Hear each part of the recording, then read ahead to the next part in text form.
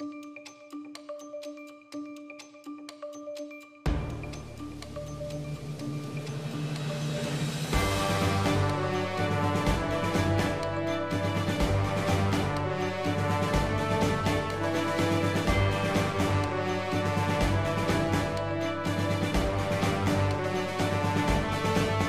un pays où l'actualité politique est souvent teintée de mystères et de rebondissements inattendus, le dossier de Jean-Pierre Amougou Bolinga continue de captiver le Cameroun et de secouer ses hautes sphères.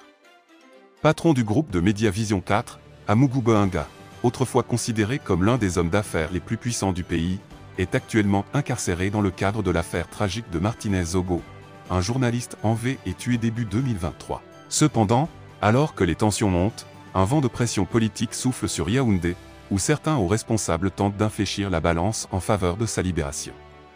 Aujourd'hui, nous allons plonger dans cette affaire complexe, où pouvoir, influence et justice semblent s'entrelacer de manière inextricable.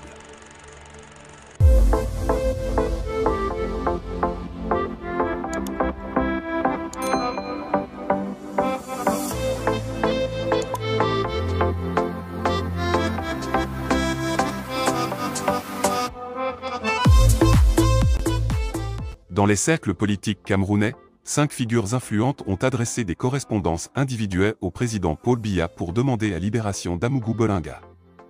Parmi eux figurent des noms bien connus, Laurent Esso, ministre d'État, Dion Gut, Premier ministre, Samuel Mvondo Ayolo, directeur du cabinet civil, Louis-Paul Motaz, ministre des Finances, et Ismaël Bidoum MPKT. Chacun d'eux a souligné l'importance stratégique de Bolinga pour la stabilité du régime en place, en particulier avec les élections de 2025 en ligne de mire. Selon leurs arguments, Vision 4, la chaîne phare de Bolinga, pourrait jouer un rôle crucial en tant qu'outil de communication pour le pouvoir en place. Cependant, derrière ces tentatives de soutien, se cache une réalité qui pourrait en déstabiliser plus d'un. Selon plusieurs sources bien informées, Amougou Bolinga lui-même aurait menacé de divulguer des informations compromettantes s'il ne retrouvait pas sa liberté dans les plus brefs délais. Une pression intense pour certains hauts responsables qui voient déjà les lignes se troubler, alors que le passé et les alliances se dévoilent au grand jour. Dans ce contexte, l'opinion publique s'interroge, ces appuis officiels visent-ils vraiment à rétablir la justice, ou cachent-ils plutôt une volonté de protéger des intérêts personnels au sein du cercle du pouvoir? Le parcours d'Amougou Bolinga est jonché de zones d'ombre et de relations ambiguës. Parmi celles-ci, on retrouve ses liens étroits avec Samuel Mvondo Ayolo et Louis-Paul Motaz. Ces relations vont bien au-delà des simples interactions professionnelles, puisqu'elles semblent inclure des transactions financières et des investissements. Ainsi, certains observateurs se demandent si une libération de Bolinga ne risquerait pas de révéler des secrets bien gardés. L'affaire a également pris un tournant inquiétant en août dernier lorsque le juge Sikati, chargé du dossier de Bolinga, est décédé dans des circonstances mystérieuses.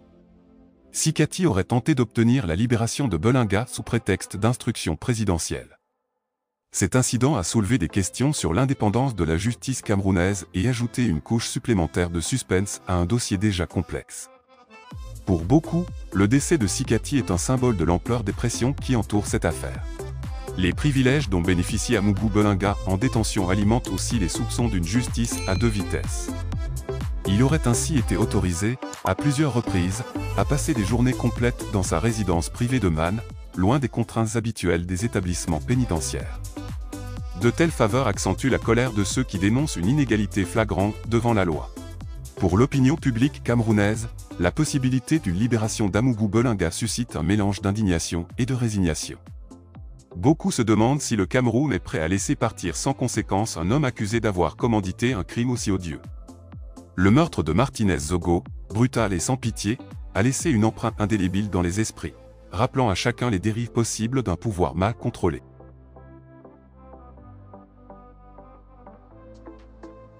Par ailleurs, l'histoire du terrain où est bâti l'immeuble Ekang, propriété de Bolinga, ajoute une dimension intrigante à l'affaire.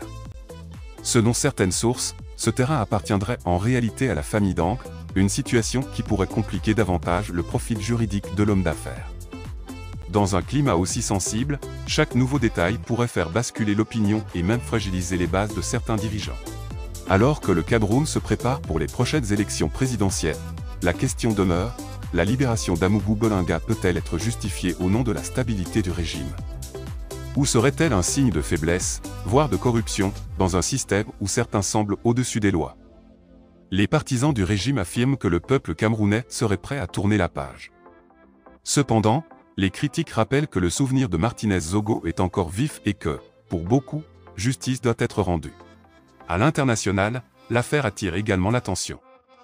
La communauté internationale observe avec intérêt le dénouement de cette affaire, prête à réagir si le Cameroun montre des signes de faiblesse juridique. La réputation du pays est en jeu, et toute tentative de manipulation pourrait engendrer des réactions inattendues.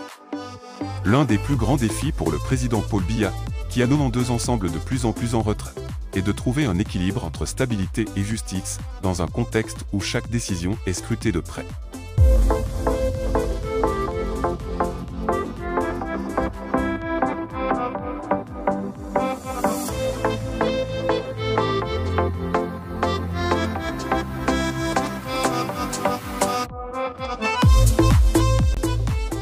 À mesure que nous suivons les développements de cette affaire, la complexité de l'équation qui se dresse devant les autorités camerounaises devient de plus en plus évidente. Le sort de Jean-Pierre Amougou Bolinga, symbole de pouvoir et de richesse, représente bien plus qu'un simple cas judiciaire. Il incarne un véritable test pour l'avenir du Cameroun, sa crédibilité et sa cohésion nationale. Pour nos auditeurs, il est important de rester attentif à ces développements et de se tenir informé des dernières évolutions, car cette affaire pourrait bien redéfinir les contours du paysage politique camerounais. Rejoignez-nous sur CTV pour ne rien manquer de cette actualité brûlante, et abonnez-vous pour suivre, avec nous, l'évolution de ce dossier au rythme où il se transforme. Nous vous invitons à partager vos réflexions dans les commentaires et à participer au débat pour un Cameroun plus transparent, plus juste, et toujours en quête de vérité.